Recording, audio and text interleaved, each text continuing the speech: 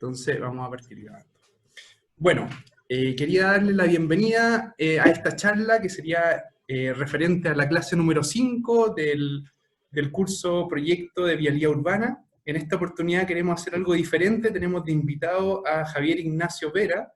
Él es ingeniero de la Pontificia Universidad Católica y tiene un magíster también en esa casa de estudio. Él está en la parte de la ingeniería mecánica, si no me equivoco. ¿Estoy bien? Tú me vas corrigiendo, Javier, si digo algo que esté un poco mal. Y lo interesante es que él está metido hoy día en esta empresa. Él está trabajando en Reborn Electric. Algo lo comentábamos al inicio, ¿cierto? Donde él principalmente está incorporando estos conceptos de electromovilidad, ¿cierto?, en el transporte público. Y hoy día nos va a hablar un poco de este concepto y algo que les va a permitir a los alumnos, ¿cierto?, del curso, incorporar este concepto en sus proyectos. Especialmente hoy día pensando, bueno, en la contingencia que tenemos hoy día, ¿cierto?, en esto del tema de salud, ¿cierto?, sanitario, y algo que se va a ver bien afectado, que yo creo que una buena reflexión que podemos hacer, ¿qué va a pasar cuando empiece a haber más congestión a nivel de uso de la leña, ¿cierto? Estas ciudades que ya están un poco contaminadas, cuando empiezan a generar más contaminación, vamos a tener que repensar un poco cómo estamos haciendo el transporte. Hoy día el transporte en sí mismo genera más del 30% de las emisiones. Entonces no es menor ese dato para poder de alguna manera cambiar un poco la forma como estamos haciendo el transporte en la ciudad. Así que, sin más que decir, dejo a Javier. Insisto, cualquier duda, pueden interrumpir a Javier, pueden hablar ahí por el chat, hacer preguntas, las podemos hacer al final, o si hay algo puntual, las podemos hacer entre medio de la presentación. Así que muchas gracias, Javier. Adelante nomás. Súper, gracias Sebastián. Bueno, colgándome un poco de lo último que dijiste, que es un poco esto de repensar las ciudades con el tema de contaminación, tengo aquí una fotito de lo que es una ciudad bastante contaminada en China, Shanghai. Esto es una foto de diciembre. Si le ponemos play aquí, estos son mediciones de NOx, NOx, que son un contaminante principal de los motores de combustión. Como va avanzando el tiempo y a la medida que se abren las cuarentenas, llegamos hasta una situación como esta, en la que vemos que sin autos, sin industria y particularmente sin combustión, llegamos a estos niveles de contaminación que son muy menores y bastante saludables, por así decirlo. Ahora, nos llama hoy día a repensar, ¿es esto lo que queremos? O sea, ¿queremos estar todos encerrados? Yo creo que no. Entonces, se abre ahí la interrogante de tratar de pensar formas de hacer una vida más sustentable sin comprometer las libertades que nos gustan, pero sí cuidando la contaminación. Otro tema que surge es que si es que vamos avanzando en este mismo video y llegamos a marzo, se puede ver que a medida que en China se empieza a reactivar la actividad, la contaminación se empieza a disparar. Entonces, claramente esto no puede ser una solución de largo plazo y a medida que se empiezan a levantar las barreras, vamos a volver a tener contaminación. Entonces nos obliga a pensar un poco en otras formas. Hablando un poco de los contaminantes, les quería comentar acá qué son estos contaminantes, porque se habla harto, el gráfico ahí se habla de NOx, que es lo que se pueden ver a través de satélites, pero los contaminantes, imagino que también los han conversado. Tenemos aquí varios puntos. Tenemos hidrocarburos y compuestos orgánicos volátiles que son, digamos, combustibles y otros derivados de esto que emanan espontáneamente cuando uno usa combustibles fósiles. Y los que más nos van a interesar hoy día, que son aquí los que salen a través del tubo de escape, que son CO2, CO, hidrocarburos, NOx y material particulado. ¿Ya? Entonces, un poco ver qué solución tenemos, porque estamos bastante basados en el uso de combustibles fósiles, y ahí es donde sale este punto que es la electromovilidad, y que la electromovilidad nos ayuda en todos estos puntos que tenemos tachados acá. O sea, eliminamos toda la evaporación de hidrocarburos y otros compuestos volátiles, eliminamos completamente CO2, que además es un gas de efecto invernadero, y todos los otros gases de contaminación, NOx, material particulado, CO, etc. Ahora la electromovilidad tiene otros beneficios que son súper importantes considerar, y es que el motor de combustión en general es un proceso bastante ineficiente. Vemos aquí pérdidas energéticas por un 70% en térmico, tenemos pérdidas parásitas, tenemos un montón de otras pérdidas asociadas. El frenado también es un punto de pérdida energética súper importante, que incorporando temas de electromovilidad disminuyó bastante. O sea, pasamos de una pérdida en calor de un 70% y en otros puntos hasta aproximadamente un 25%. Eso es porque por la naturaleza de los vehículos eléctricos no, no tenemos calor disipado al ambiente. Y además en el freno, que también es calor disipado a través de la pastilla, nosotros ese mismo calor a través del motor podemos reinyectarlo a la batería, y así tener un uso muchísimo más eficiente de la energía. Entonces, este es el camino. Se ve que esta es la solución, porque no podemos quedarnos sin transporte, algo tan cotidiano, ¿cierto?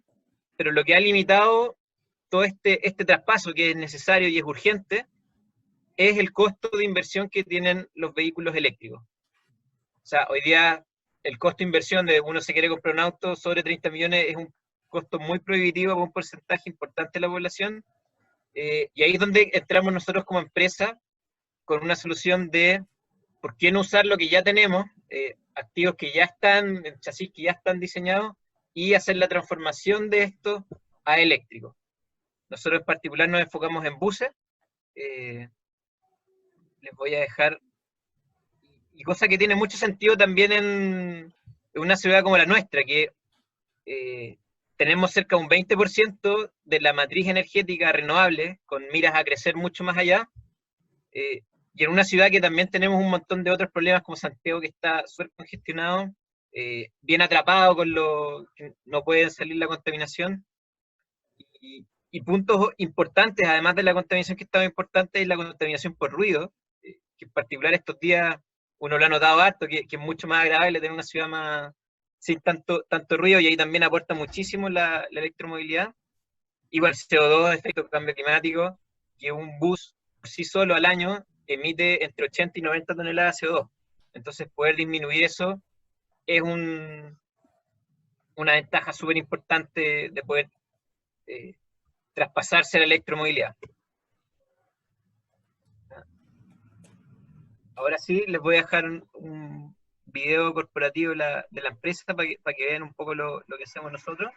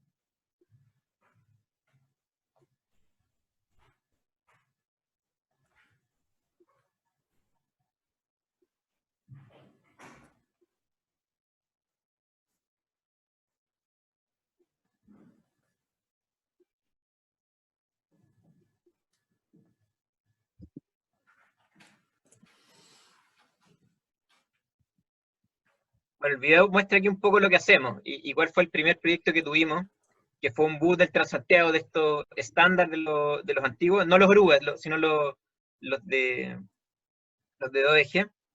Nosotros lo que hacemos es tomar el bus antiguo, se le hace un overhaul completo, a interior y exterior de carrocería. Cuando partimos ese proyecto todavía no está el estándar red, entonces por eso se ve que no está al nuevo estándar aún, pero eso es el siguiente paso en este bus en particular, se eliminan todos los componentes del motor de combustión, llámese motor, estanques de combustible, estanques de AdBlue, por ejemplo, que también tienen filtros de partículas. Se hace una medición completa de todo el chasis estructural, que generalmente está en muy buenas condiciones, porque son chasis que no vencen el tiempo ni tienen muchos problemas por ese lado.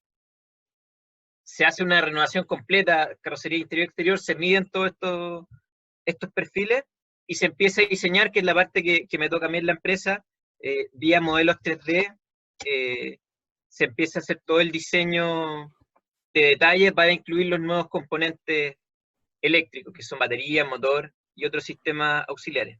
Perdona, Y esto nos Javier, permite...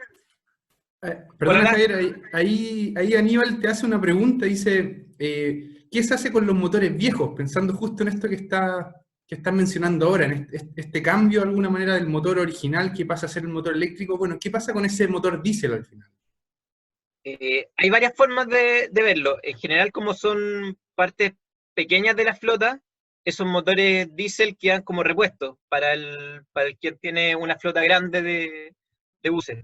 Pero también se ha conversado de repente tenerlos de equipos de respaldo. O sea, si bien no los tengo operando todo el tiempo, estos motores sí se pueden convertir, estoy inventando, pero ponerlo en una clínica como generador de respaldo y en caso de un corte prolongado poder usarlo y tener ese backup energético, y poder hacer un uso por ese lado también del motor. Eso son temas que hemos visto y hemos estudiado.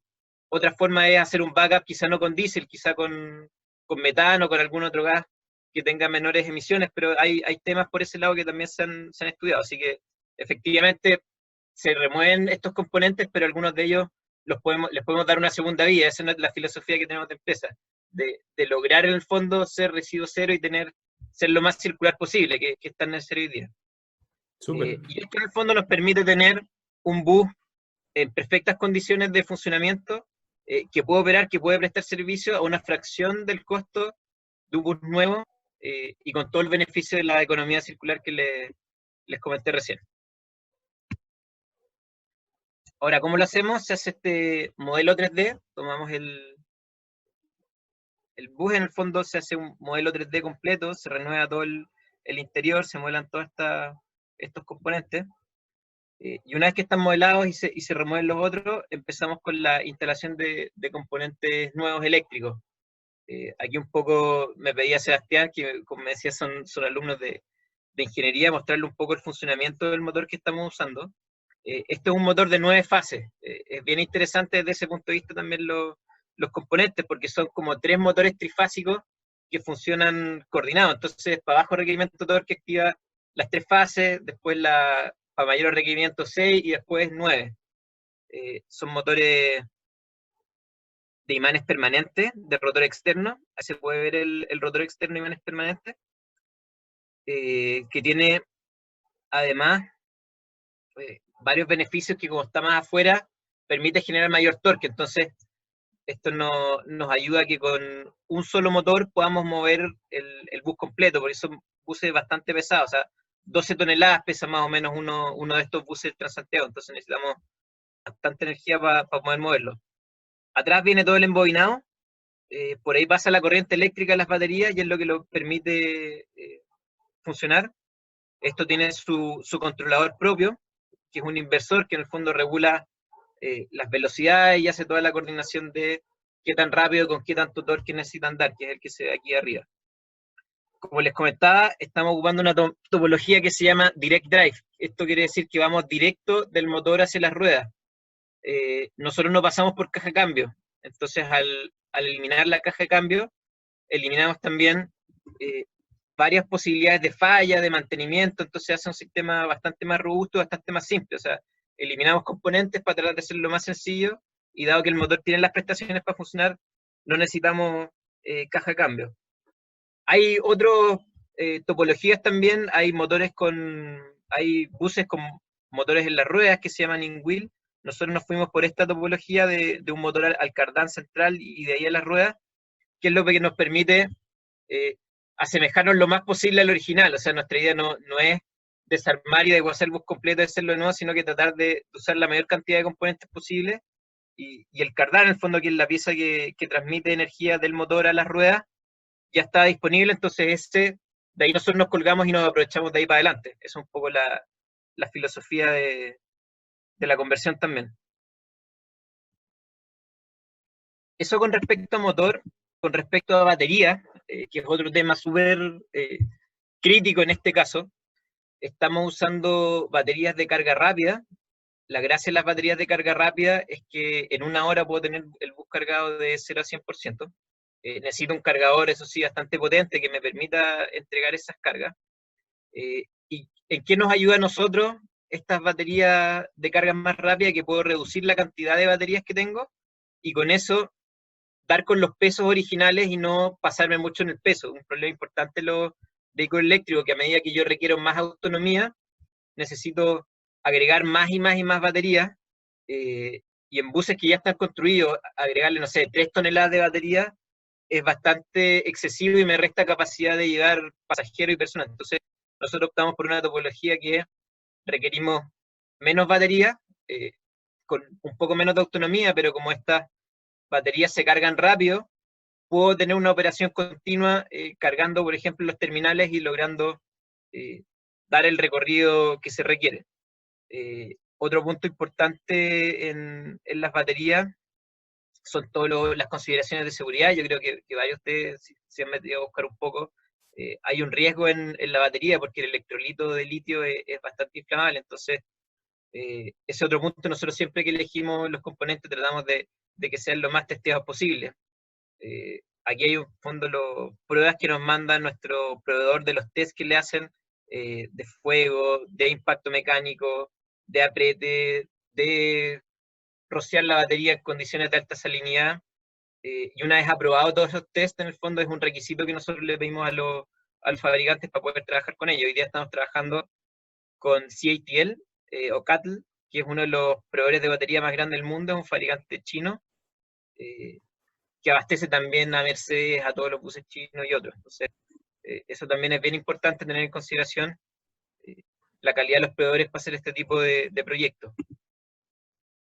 Bueno, como les decía, estas baterías son de carga rápida, y para lograr esas cargas rápidas, hoy día se puede también por cable, pero un poco también en el afán de ingeniería y de probar tecnologías nuevas, nosotros usamos un sistema de carga tipo pantógrafo, que ustedes lo pueden ver en el terminal de Medbus, que está al frente de la Universidad Adolfo Ibáñez en Peñalolén.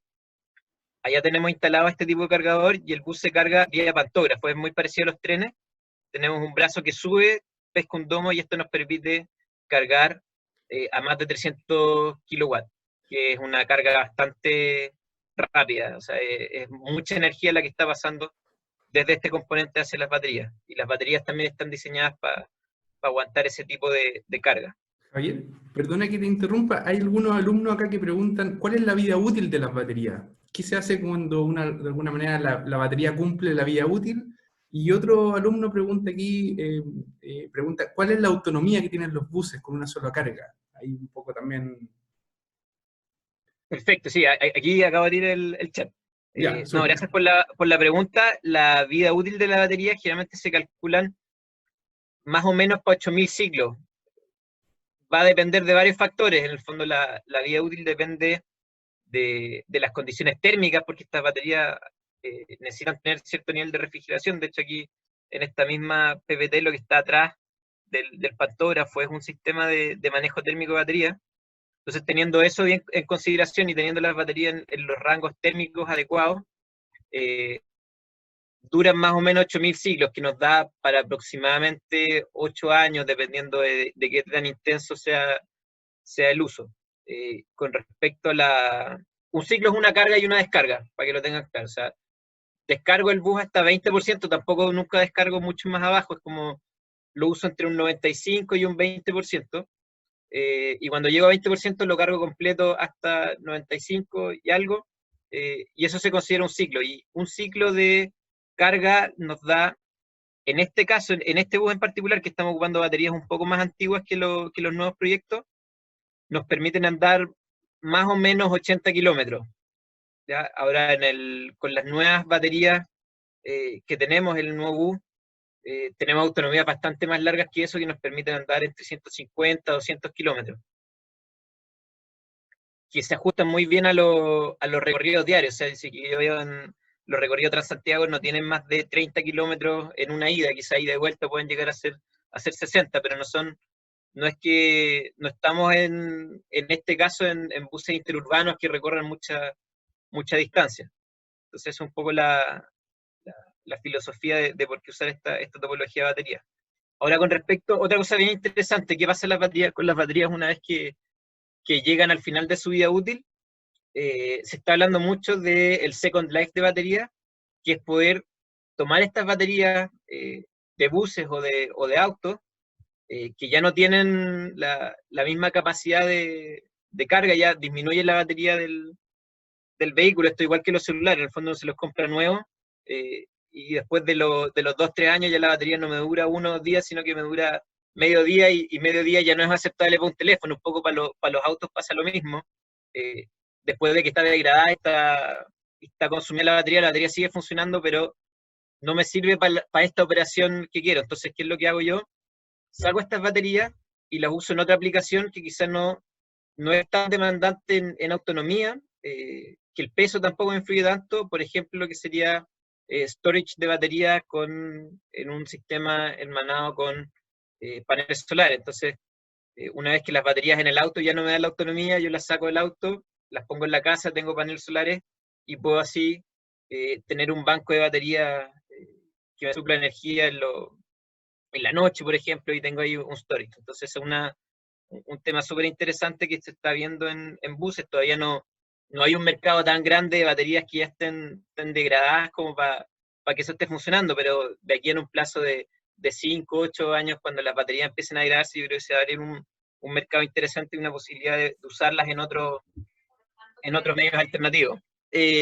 Estos son los dos proyectos ya más terminados que tenemos. Uno en el que está enfocado recién, que es el bus urbano de Medbus de transporte público, que es un bus de 13 metros, bastante pesado, 12 toneladas, que tiene todas las características que les comenté recién.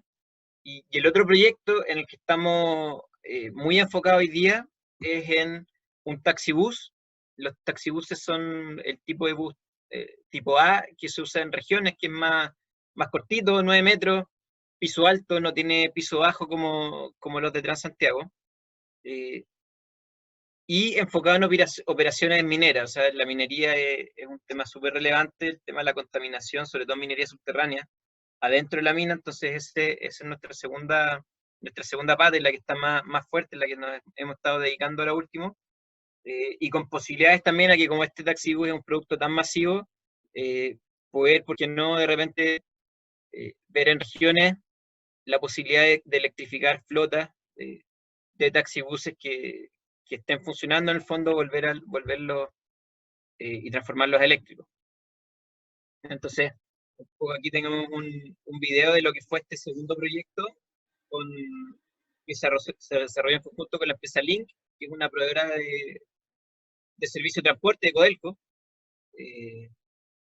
Ellos nos pasaron uno de estos buses, lo adecuamos para ambientes mineros, instalamos motores, baterías, también se siguió el mismo procedimiento de diseño. Aquí hay sistemas neumáticos, y este bus hoy día ya está funcionando, está operativo. Estamos tramitando en este minuto toda la parte de los permisos para hacer pruebas dentro de la minería. Y ese es nuestro segundo proyecto, que es el proyecto que hoy día es más relevante para la empresa. Ya llevamos cerca de 200 kilómetros que hemos andado en caminos de tierra para probar que sea un vehículo robusto, en el fondo, porque las condiciones mineras son bastante duras en términos de corrosión, en términos de durabilidad de los componentes. Entonces, esa es la segunda pata del segundo proyecto que estamos trabajando. Y siempre con miras a esto, poder industrializarlo, poder ojalá transformar flotas grandes de vehículos por todas las ventajas que esto tiene, que se las voy a comentar ahora. Tenemos una disminución de desechos. Todos estos buses que salen de operación, una vez que ya cumplen su vida útil, son cerca de 12 toneladas de chatarra, que no, si bien se pueden fundir otras cosas, siguen siendo desechos cuando son materiales bastante valiosos, que en el fondo que nosotros pensamos que sí o sí se puede dar una segunda vía tal y como están. O sea, nosotros aprovechamos de las 12 cerca de 10 toneladas. Hay algunos componentes que se cambian, ruedas, rodamiento y otras cosas que hay que actualizar, pero el grueso en el fondo se puede seguir ocupando. O sea, las carrocerías que uno hay, los Transantiago, que están bastante deterioradas, son temas más exteriores, más que interiores de chasis de estructuralidad. O sea, en la estructuralidad, a nuestro parecer, son elementos que pueden seguir utilizándose en la medida que por fuera se le haga una renovación y se dejen como nuevas. Otra de las ventajas que tenemos es la disminución de emisiones. Esto pasa también por que tanto en nuestro caso como en un eléctrico convencional, o sea, disminuimos CO2 tremendamente en comparación con un diésel. Y si es que pensamos que las energías renovables van a tener una importancia mayor y renovable, si cargáramos 100% con energía renovable, tendríamos prácticamente cero emisión de CO2 en el uso. Sí, en el transporte, en la fabricación pueden haber ciertas emisiones, pero por lo menos en el uso diario podríamos llevar esas emisiones de CO2 a cero, teniendo todos los beneficios que eso trae con la reducción de gases de efecto invernadero. NOx lo mismo, de esto no produce cero NOx en la medida que la matriz sea limpia y no tenga fósiles atrás en la matriz, pero por ejemplo, incluso si que tuviera una matriz sucia, tengo el beneficio que usando vehículos eléctricos en las ciudades, tengo un factor de contaminación en la ciudad muy bajo y casi cero. Entonces, eso también tiene hartos beneficios, porque en zonas que tengo mucha gente, generalmente están muy contaminadas, entonces con la electromovilidad puedo bajar la contaminación donde está toda esa gente. Lo otro es la fabricación. Si nos comparamos con un diésel o incluso con el eléctrico, también generamos menos emisiones, porque no tenemos que fabricar ni chasis, ni ruedas, ni carrocería. Entonces hay una fuerte baja de emisiones en la generación y en la fabricación de los componentes que necesitamos para funcionar. Ruido, lo mismo. O sea, uno se sube a un bus eléctrico, no sé si han tenido la posibilidad, pero uno puede hablar por teléfono, puede hablar con la persona que está sin problema. En un diésel eso es bastante más difícil. Mediciones del estudio que les indico aquí abajo muestran que un diésel emite aproximadamente 72 decibeles de ruido y acelerado máximo podría llegar incluso a 90, cuando el eléctrico nunca emite más de 60 decibeles base. Ahora la escala de decibeles es exponencial, entonces no es que sea un 10% más, sino que aquí tengo 10 veces más o menos de diferencia en ruido.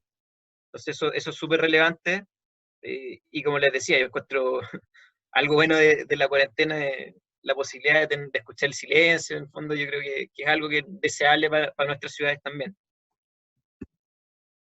La disminución de la inversión inicial, como les decía, o sea, lo que ha limitado la adopción masiva de electromovilidad ha sido el alto costo de inversión que tiene, aun cuando en transporte público, si es que yo lo miro por la reducción de costes operativos, es más barato operar buses eléctricos. Sigue siendo un tema relevante el alto desembolso en buses eléctricos nuevos, en vehículos eléctricos nuevos. Entonces, electrificando nosotros disminuimos fuertemente la inversión inicial, que en un bus eléctrico nuevo, para que tengan una idea, es de alrededor de entre 250 y 300 mil dólares. Nosotros lo podemos bajar entre 100 y 150, dependiendo de las características del vehículo que se pide, pero son más o menos los órdenes de magnitud. Entonces, económicamente es una solución que hace mucho sentido. Y en la operación, bueno, es más o menos un tercio, un quinto del costo, si es que yo comparo cuánto me cuesta un kilómetro recorrido con diésel versus un kilómetro recorrido con electricidad. O sea, es así de dramática la disminución en costo de operación que tiene un sistema versus otro. Entonces, por ahí también hay un ahorro considerable en términos de políticas públicas, de gasto. hay que considerar. Ahora, esto siempre nos gusta incluirlo también, que además de todas las ventajas que les mencionamos desde el punto de vista de operación o para el usuario, tener una industria fuerte en Chile en estos temas también es súper ventajoso. O sea, se genera conocimiento local en temas de electromovilidad que puede ser un tremendo aporte para esta industria o para otra, que eso también es súper relevante.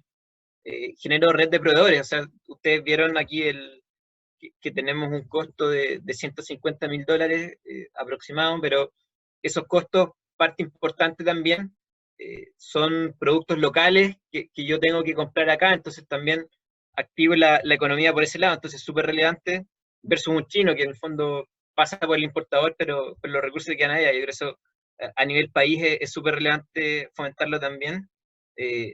Dice relación también con el empleo que se genera en Chile, sobre todo en términos de que hoy día se está viendo que va a haber una ralentización fuerte, entonces el apoyo a industrias nacionales y a la generación de empleo a nivel país, me parece que también es súper importante destacarlo. Y lo otro que para nosotros también es importante cuando tenemos las conversaciones con clientes, que nosotros nos podemos adaptar a los requerimientos específicos que tienen. Generalmente compro un bus nuevo de paquete y son pocos los cambios que uno le puede hacer. Nosotros en el caso del bus minero trabajamos bastante del lado del cliente, cuidando, por ejemplo, que las estructuras sean de acero inoxidable por temas de corrosión dentro de la mina, trabajar en temas de los sellos herméticos que se requieren para evitar el ingreso de polvo, ácido u otros. Entonces, nosotros nos podemos adaptar bastante bien a esos requerimientos que tienen. Si es que hay temas de control de software, de hardware, de que en ciertos puntos necesito velocidades límites, de que si es que necesito esto monitorearlo por telemetría y cambiar ciertas variables de forma remota en el funcionamiento del motor, batería u otros, eso también es algo que nosotros podríamos incorporar en nuestra solución. Entonces, se ofrece un producto bastante integral y bastante acorde a las necesidades de nuestros clientes, que también es importante mencionarlo. Ahora, como empresa, algunos proyectos futuros que estamos viendo, dado que estamos metidos en minería, queda de cajón en el fondo ver algunos equipos mineros, tratar de electrificarlos, y nosotros no podemos negar nuestra capacidad productiva minera, entonces lograr hacer cobre verde con menores emisiones también es algo súper relevante en lo que nosotros podríamos acompañar. De hecho, ya se está hablando harto de electrificar y de hacer las operaciones eléctricas con estas soluciones de retrofit en el fondo de transformación. Podemos hacerlo a costos muchísimo más competitivos. Otro punto relevante es que en caso de que tecnologías como el hidrógeno se vuelvan más competitivas y más populares, nosotros tenemos las capacidades también de adaptarnos, porque los vehículos de hidrógeno al final de cuentas son vehículos eléctricos. O sea, no sé si saben mucho del detalle, pero la fuel cell lo que hacen es tomar este hidrógeno de los estanques y transformarlo en energía eléctrica. Entonces, nosotros ya tenemos el conocimiento de los motores eléctricos, de los conversores de voltaje, de cómo hacer las cargas de batería. Entonces, hacer un traspaso eventualmente, si es que esto se transforma en un tema relevante de eléctrico batería a hidrógeno, también es un paso que podemos seguir. Y lo más importante que les comentaba es que ojalá esta tecnología de transformar vehículos pueda aplicarse a flotas grandes, y llegar con todas las ventajas de electromovilidad a precios más competitivos a todos lados. O sea, hoy día ya entró súper fuerte en Santiago en particular los vehículos nuevos. Nuestra idea también es ser un actor relevante en poder posicionar vehículos eléctricos tanto en Santiago como en regiones, como en cualquier otra rubro o área que se requiera. Javier, ¿te puedo interrumpir un minuto? Sí, sí, dale, con eso concluye la presentación y todas las preguntas que tengan son bienvenidas. Yo la verdad tenía una pregunta con respecto al rubro de la minería, en que hablaste que estaban planteando que era factible instalar motores eléctricos en muchos de los cargadores frontales y distinta maquinaria minera, que la verdad me parece súper interesante, pero la pregunta que te tengo es con respecto a la viabilidad de que ya hay muchos de los cargadores que se ocupan tienen motores eléctricos que están conectados a un motor diésel que genera la electricidad para aquellos motores. Con respecto a eso, ¿es viable poner baterías que den la capacidad para el funcionamiento de ese tipo de maquinaria tan pesada? Eh, Es medio enredado, perdona. No sé sí, si... no, entendí perfecto la pregunta. Lo que tú decís tiene toda la razón, o sea, hay muchos, sobre todo los CAEX o los camiones mineros más grandes, tienen una suerte de termoeléctrica dentro, eh, Justamente. que en el fondo generan la electricidad porque son mucho más eficientes y tienen motores eléctricos. Ahora, ¿por qué se hace de esa forma y no con batería? Porque el diésel tiene una densidad energética mucho mayor, y las baterías son mucho más pesadas y tienen menos energía. Entonces, el, el tema acá es que la tecnología de batería no estaba tan madura. No, una es tener muchísima batería y hacer que esto dure lo mismo, o la otra que es las soluciones que nosotros estamos proponiendo para esto, dado que las baterías en el último tiempo han mejorado tanto la capacidad de carga. Yo puedo tener ciclos más cortos con carga rápida, donde quizás no voy a poder recorrer con una llenada de estanque eh, los 500 o X kilómetros que recorría con el equipo minero, sino que voy a poder recorrer, estoy inventando, pero 20 o menos kilómetros, pero después de hacer el ciclo lo cargo, y dado que la carga es tan rápida, eh, producto de que han mejorado las baterías, puedo seguir operando. Esa es una visión de cómo se podría hacer en equipos mineros, y la otra, que está entrando muy fuerte con Atlas Copco, Epiroc, Sandvik y otros, es temas de cambios de batería. O sea, yo saco la batería completa del equipo, la dejo a un lado, la cargo completamente, y mientras la saco pongo otra que está 100% cargada.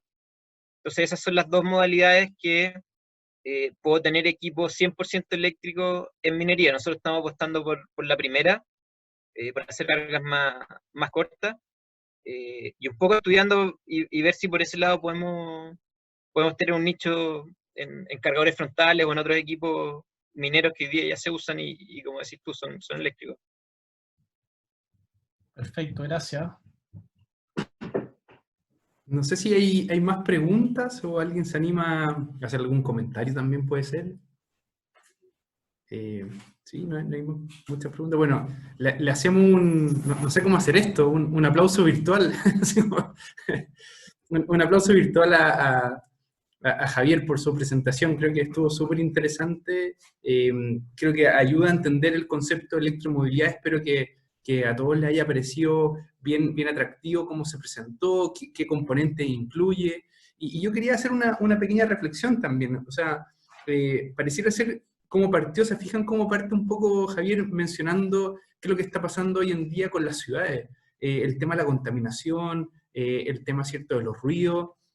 Creo que esta contingencia nos ha obligado a estar en casa y hemos tenido que salir menos, ¿cierto? Hemos tenido que contaminar menos, pero no es la idea. Entonces yo creo que hay algo que tenemos que cambiar. Y otra reflexión que uno podía pensar es, si uno se remonta al inicio o las primeras décadas del 1900, ahí había mucho de esto, ¿cierto? Uno cree que la electromovilidad uno la está inventando ahora, ¿cierto? Y una reflexión para darle una vuelta, o sea, en las primeras décadas del 1900, ¿cierto? Bueno, Chile tenía más de 400 kilómetros de tranvías, y los tranvías eran eléctricos. Entonces, uno se olvida de esas cosas, y si uno le pone un poco de historia a esto, después viene, ¿cierto?, los trolley, y hoy día Valparaíso es el único que tiene una flota de trolley, y hoy día se ve, por ejemplo, este tipo de iniciativas, por lo que está contando Javier, que es como un 2.0, si uno lo ve. Es como una especie de 2.0 donde ya estamos reconvirtiendo y nos estamos dando la vuelta, es como un loop que nos estamos dando, y dándonos cuenta que los motores convencionales ya están cumpliendo un ciclo de alguna manera. Cumplen este ciclo y de alguna manera no vuelven a ser como se pensaba, ¿cierto? Pierden eficiencia, como ustedes ven, tema de ruido, bueno, en fin, contaminación. Entonces hay harto que reflexionar. Y quería hacer un último comentario, una pregunta puntual a Javier, que permitiría tal vez darle un poco de indicación a los alumnos también del curso, pensando en el proyecto que tienen que desarrollar. y que es algo que estamos viendo con un alumno memorista, ¿cierto? Con Benjamín Pérez, pero ¿qué recomendarías tú en que los alumnos se fijen cuando están diseñando un proyecto de transporte público, ya sea facilidades para buses, bueno, el mismo tema de metro, ¿cierto? Los accesos, etcétera, cuando se habla de electromovilidad? ¿Qué cosas, qué foco deberían de pensar los alumnos? ¿Qué variables deberían de considerar? Por ejemplo, ¿qué pasa con los paraderos? Hoy en día, ¿qué condiciones tienen que tener los proyectos desde el punto de vista de la vialidad urbana para favorecer la electromovilidad? Tal vez si tú, que estás más cerca de esto, pudieras como reflexionar y darle un poco de guía a los alumnos, tal vez podría ser interesante. No sé si me explico. Sí, súper. Eh, Mira, hay dos puntos que ver. Desde el punto de vista de la operación normal, de paraderos, de recoger gente, de los choferes, la operación de un bus eléctrico, sea reconvertido o sea nuevo, es bastante similar a la de un diésel o de algún otro tipo, ¿no? No hay un cambio muy radical en eso, y no hay muchas diferencias. Distinto es un trolley en el fondo que necesita infraestructura distinta en la ruta, un tranvía que también requiere infraestructura. Esto no, esto todo lo contrario, es bastante flexible, y desde el punto de vista de esa operación no hay mucha diferencia. Lo que sí empieza a ser relevante es en el tema hacia atrás, en la parte que uno no ve. Por ejemplo, en los terminales empieza a ser súper relevante la conexión eléctrica, la disponibilidad de potencia, porque si yo tengo una flota de 100 buses y se me ocurre cargarlos todo al mismo tiempo, probablemente deje la mitad de Santiago sin luz. Entonces hay temas logísticos por ese lado que empiezan a ser súper relevantes. Ver bien la estrategia de cuándo cargo qué bus, cuántos cargadores tengo que tener, porque también, o sea, si bien nosotros proponemos cargas rápidas y todo, un auto diésel, y esa es un poco la ventaja que tiene y por qué lo usamos por tanto tiempo, es que la recarga es muy rápida. O sea, yo voy, sea autobús, estoy un par de minutos y llené el estanque y con eso ya tengo una autonomía tremenda para salir andando. Aquí es un poco diferente, o sea, necesito tiempos más largos, necesito tener un poco mejor planificación de cómo se van a hacer las cargas, de cuándo voy a hacer esas cargas para no saturar la red.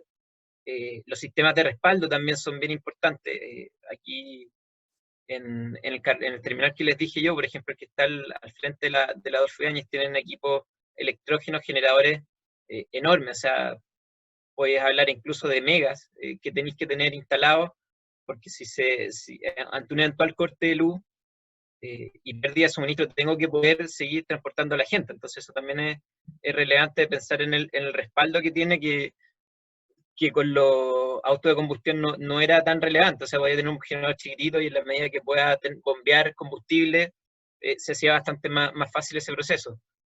Eso por un lado desde la operación, y lo otro desde el mantenimiento.